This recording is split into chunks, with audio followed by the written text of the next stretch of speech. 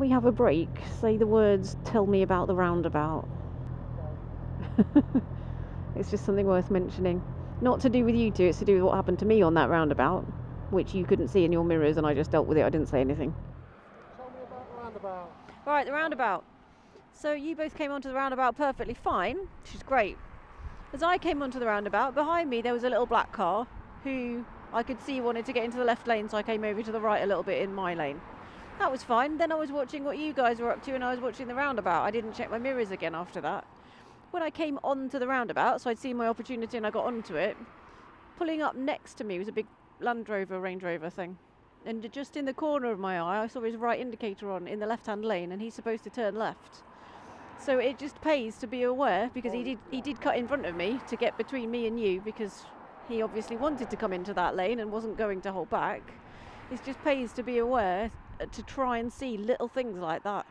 And I had no idea he was there until he was there, and then he was going to be in front of me there. So it's just worth, what was I saying the other day to somebody about passing large vehicles? If you're passing them on, like on a motorway or dual carriageway, you should be watching the side of that vehicle for their indicators coming on, in case when you're in their blind spot they're about to move over. Similar kind of thing.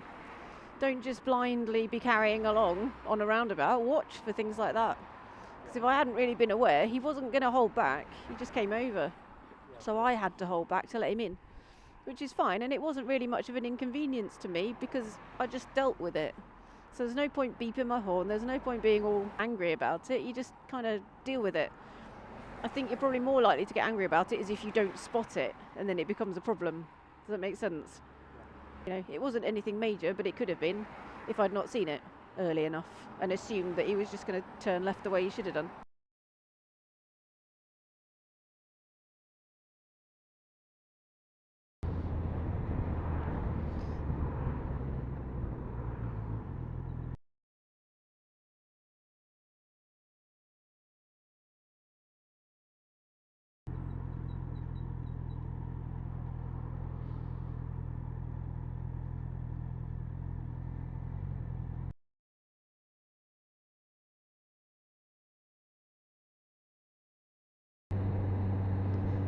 Lovely. Be careful not to sit directly next to any of these vehicles, Pete.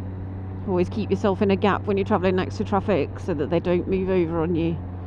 You can pass them if they're not getting up to speed, but you need to get past them and into the next gap. Lovely. Let's keep your tyres in the middle of the lane, Chris, so you're away from the passing traffic.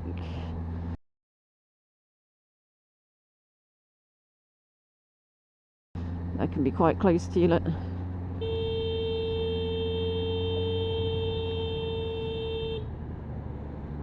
What a knock. That was why I was telling you to move away from the white line, because you were inches away from his car when he got himself into that position.